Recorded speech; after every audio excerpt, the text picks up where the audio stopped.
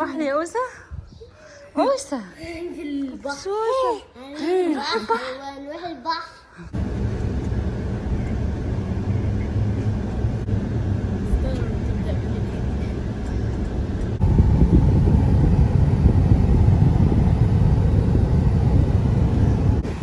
الشط رايق وجميل ازاي؟ الجو تحفة ما شاء الله يعني. صوت البحر لوحده حكاية. زمان عمدي ولا ايه؟ ابيض فعلا صاحية والله العظيم. كانت بتتحرك دلوقتي بصوا. استنى بتتحرك اهي يا ماما. صحية وفيها الحقي. بصي لما نوديها البحر ننقذها. استنى ننقذها. مش عارفة امسكها. بتتحرك ازاي؟ اتشقلبت. شايفينها؟ تعالى يا حمدي انقذها. انقذها. دي صاحية. وديها المية.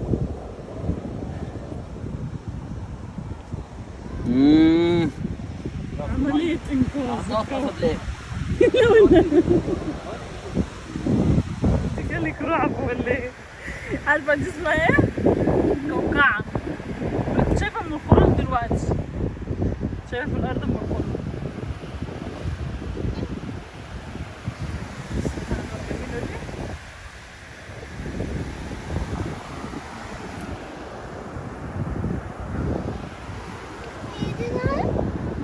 مفيش حاجة ما تخافيش. تفضلي قاعدة كده مش تنزلي؟ وفاء خايفة؟ اجي معاكي؟ وسمناش نصيب نفطر على البحر يا اوس. نفطر في بيت ربنا. احساس حلو يا بلال انكم تخرجوا تجيبوا حاجة. يا بختكم. انا اول مرة اخرج اجيب حاجة لوحدي والله العظيم. قلت له الماركت ما بيردش. كنت عايزة حليب عشان اعمل له رز بلبن. قلت بقى اتحجج واخرج معاه. صح يا بلال؟ شبطت فيك. انا اللي شبطت فيهم. ايه رايك في الخروجه معايا بلال؟ حلو. بس احنا بنجيب الحاجه وجبنا مصاصه كمان. ماشيين بنتسلى في الطريق.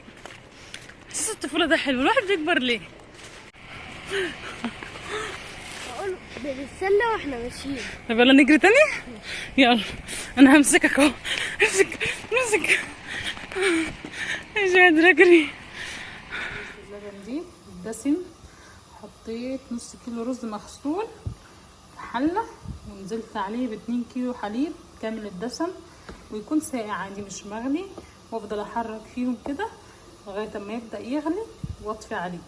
اسيبه يتشرب اللبن شويه ويعني ياخد صهد اللبن وكده.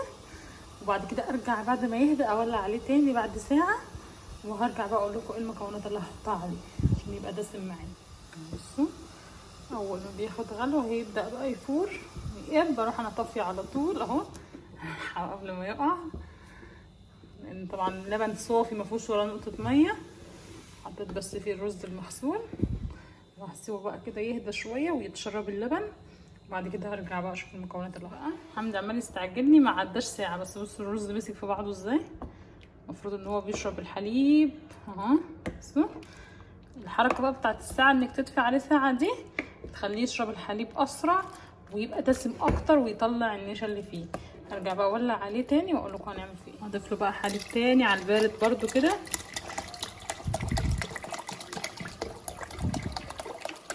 هو النص كيلو بياخد 4 كيلو حليب. يعني الربع كيلو 2 كيلو. هتعملوا ربع كيلو رز بس ياخد منكم 2 كيلو لو انتوا عايزينه دسم قوي. يعني ان هو ميبقاش فيه ميه خالص ويبقى طعمه حلو. بس اسيبه بقى يغلي. بصوا بقى حطيته على نار اهدى شويه وبدا يغلي اهو. هروح عامله بقى ايه. ده كله لسه انا حاطه حليب بس والرز ما حطيتش اي مكونات ثانيه. هجيب شويه من الرز كده. بسم الله. مغرفتين بس من الرز.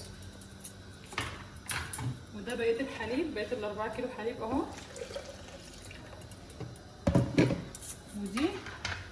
ودي كريمه حلويات. ماشي. لو ما عندكوش مش لازم يعني. بس انا بزوده ايه دسامه يعني. ودي علبه قشطه. تخيلوا انتوا بقى طعم الرز بلبن ده هيبقى عامل ايه. يعني مفيهوش ولا نقطة مية وكله دسم. وكريم شانتيه احط معلقتين كبار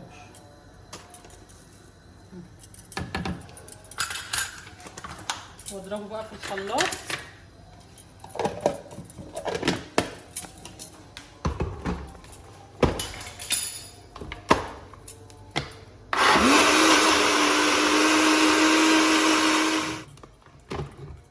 الجمدان ده الطعم كله بقى.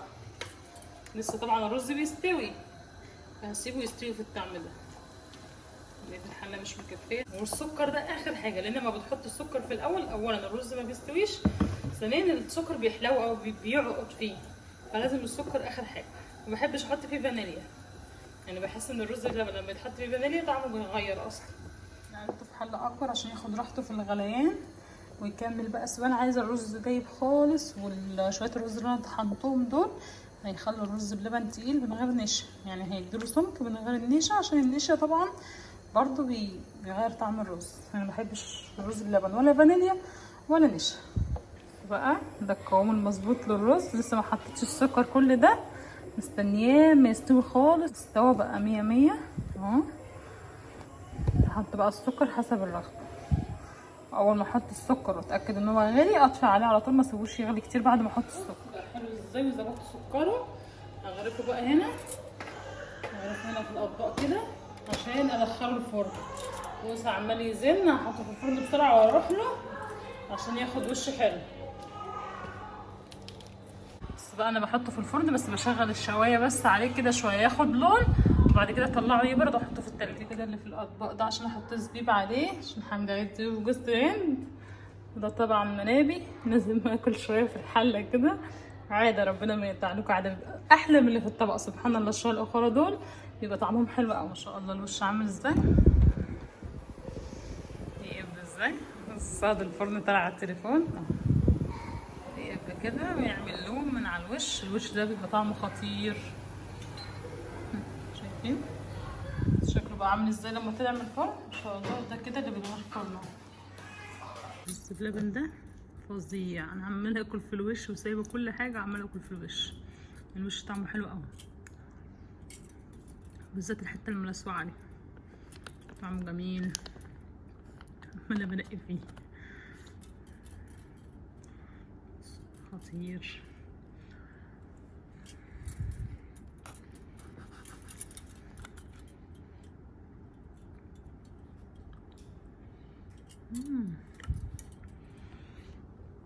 طعمه حلو قوي.